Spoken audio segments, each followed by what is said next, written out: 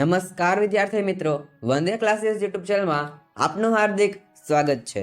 આજના વિડીયોમાં આપણે વાર્ષિક પરીક્ષા 2024 માટે ખૂબ જ ઉપયોગી એવા ધોરણ 9ના હિન્દી વિષયના મોડલ પેપર સોલ્વ કરવાના છે। આપણી આ ચેનલ પર ધોરણ 9ના વાર્ષિક પરીક્ષા માટેના બધા વિડીયો મૂકવામાં આવે છે, જેમ કે આઈપીના વિડીયોઝ, બ્લુ પ્રિન્ટના વિડીયોઝ વગેરે તમે જોઈ શકો છો। તમે જોથી છે એનો ફાયદો થવાનો છે। આ ઉપરાંત તમને આ વિડીયો પસંદ આવે તો લાઈક જરૂરથી કરજો અને ખાસ વિડીયોને શેર જરૂરથી કરજો, જેથી બાકીના વિદ્યાર્થીઓ પણ વિડીયો લાભ છે મેળવી શકે। તો ચાલો આજના વિડીયો શરૂઆત કરીએ। ધોરણ 9 વિષય હિન્દી વાર્ષિક પરીક્ષાના મોડલ પેપરનું સંપૂર્ણ સોલ્યુશન। विभाग ए ની અંદર સૂચના આપેલી છે, सही विकल्प चुनकर रिक्त स्थानों की पूर्ति कीजिए। તમને છે આ કુલ 2 માર્ક્સ અંદર પૂછાતી હોય છે, 2 ખાલી જગ્યા તમને પૂછવામાં આવશે। પહેલો પ્રશ્ન આપેલો છે, दोष निकालना तो सुगम है परंतु कुछ करके दिखाना कठिन है। क्या આવશે? कठिन। ત્યાર બીજું છે, गांधी का बोलबाला दुश्मन का मुंह हो काला। त्यार आगे बढ़िए, प्रश्नों के उत्तर एक एक वाक्य में दीजिए। 5वां प्रश्न आपेलो है, लेखक कौन सी फिल्म देखने गए? उत्तर, माँ ने फिल्म देखने के लिए 2 रुपये दिए, लेकिन लेखक ने देवदास नाम की पुस्तक खरीद ली, फिल्म नहीं देखी।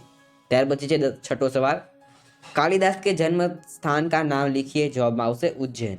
त्यारबाद, शेखर ने आग कैसे जलाई? जवाब में आवशे, शेखर ने घर के दियों से मिट्टी का तेल लेकर उससे आग लगाई। 8वां सवाल है, जब रविंद्रनाथ ठाकुर को नोबेल पुरस्कार मिला तब बंगाली कौन सा राग अलापने लगा? जवाब में आवशे, जब रविंद्रनाथ ठाकुर को नोबेल पुरस्कार मिला तब बंगाली लोग आमेदर पुरस्कार मिला तब बंगाली लोग राग अलापने लगे। आम तो जवाब लखी सको छो।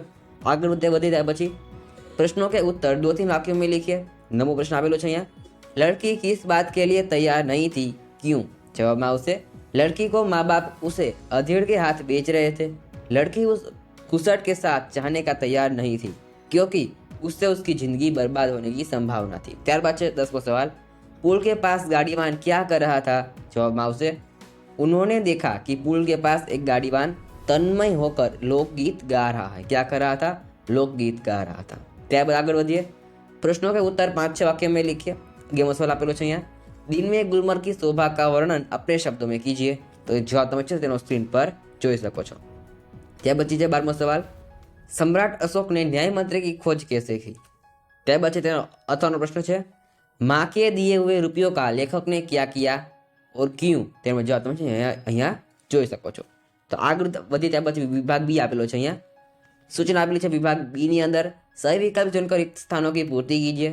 सवाल नंबर 13 આપેલો છે, ऐसे घटखट राम है दुनिया देखो नाई। ત્યારબાદ છે પ્રશ્ન નંબર 14, हीरो का कैसा हो वसंत? जवाब में आवशे અહીંયા वसंत। ત્યારબાદ છે, काव्य पंक्ति पूर्ण कीजिए। नयनों में खाली जगह ज्वाल महाकाल है।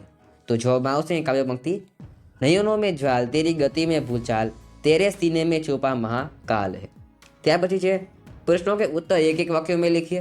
प्रश्न नंबर 16 आपेलो છે, कवि की दृष्टि में सर्वाधिक महान कौन है? जवाब में आवशे, कवि की दृष्टि से सर्वाधिक महान मनुष्य है। ત્યાર પછી, कवि नित्य कैसी आराधना चाहते हैं? जवाब में आवशे, कवि नित्य ऐसी आराधना चाहते हैं जिसमें सत्य, सुंदर और मांगल्य की भावना हो। ત્યારબાદ 18वां प्रश्न है, फणिबंध से कौन छुड़ाते हैं?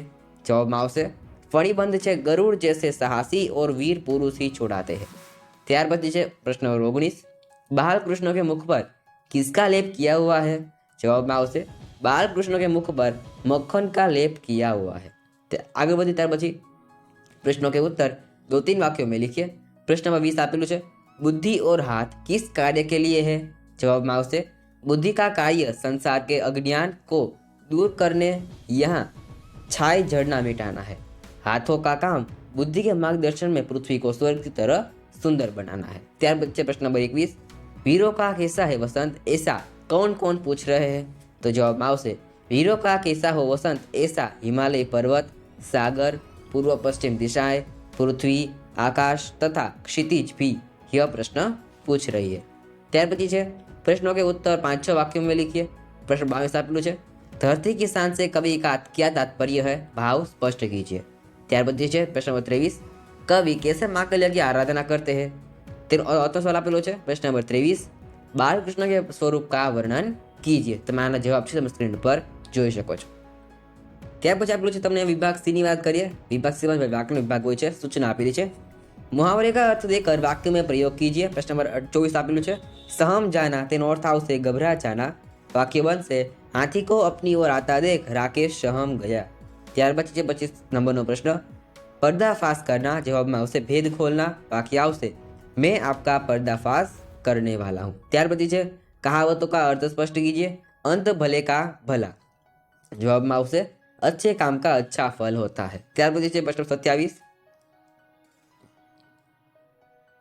मार के पीछे भूत भागे जवाब એટલે અર્થ આવશે किसी भी तरह से समस्या का हल करना.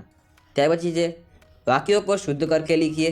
मेरी आम सड़ी हुई है तो જવાબમાં આવશે मेरा आम सड़ा हुआ है. ત્યાર પછી तुमने झूठ क्यों बोली तो જવાબમાં આવશે तुमने झूठ क्यों बोला. ત્યાર પછી આપેલું છે વિરુદ્ધ શબ્દ લીખીએ. પ્રશ્નમાં 30 આપેલું છે અમૃત તો તેમાં આવશે વિરુદ્ધ શબ્દ વિષ અથવા તો ઝહર. ત્યાર પછી આકાશ તેમાં આવશે ધરતી. ત્યાર પછી છે શબ્દો કા पर्यायवाची શબ્દ લીખીએ.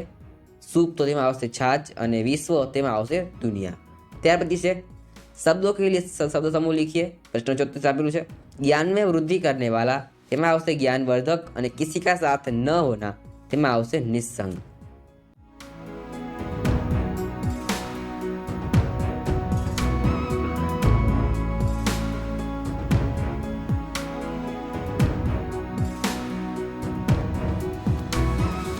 विभाग डी ની વાત કે સૂચના આપેલી છે. અહીંયા પરિચ્છેદ કો પढ़कर પ્રશ્નો કે ઉત્તર લીખીએ. તમને છે ફકરો આપેલો છે. આપણે તમે છે ને તેના પ્રશ્ન જવાબ આપવા તમે સ્ક્રીન પર જોઈ શકો છો અને વાંચી પણ શકો છો. આ આગળ ત્યાર પછી આપણે આપેલું છે અહીંયા વિચાર વિસ્તાર સ્પષ્ટ કીજીએ. आवत नहीं हर्षे नहीं नैन नहीं स्नेह तुलसी वहाँ न जाइए कंचन वर्षे में તમે તેનો જવાબ છે સ્ક્રીન પર જોઈ શકો છો. ત્યાર પછી છે તેના અથવાનો પ્રશ્ન આપેલો છે રહીમન ધાગા પ્રેમ કા મત તોડો ચટકાય તૂટે ફિર ના જોડે જૂઠ ગાંઠ પરી જાય. તો એમાં જવાબ તમે છે અહીંયા જોઈ શકો છો. ત્યાર પછી છે રૂપરેખા આધાર પર કહાની લીખ કર શીર્ષક દેવાનું છે. અહીંયા તમને છે મુદ્દા પર કહાની લખવાની છે. તમે જાતે પણ છે લખી શકશો. આપણે જવાબ છે એ બતાવેલો નથી. ત્યાર પછી છે પ્રશ્ન 51 आपकी पाठशाला में मनाई गई गांधी जयंती समारोह का अहवाल 50 शब्दों में लिखिए. આ પણ તમે છે એ જાતે જરૂરથી કરી શકશો. ત્યાર પછી છે તે અથવા પત્ર પૂછાય છે. प्रारूप के अनुसार पत्र लेखन कीजिए. તેમાં તમે સ્ક્રીન પર જોઈ શકો છો.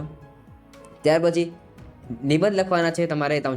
સૌથી પહેલા 252 મેરા પ્રિય શોક ખાસ તમે આ નિબંધ મોસ્ટ આઈપી તમે તેને છે જવાબ તમે તેનો સ્ક્રીન પર જોઈ શકો છો.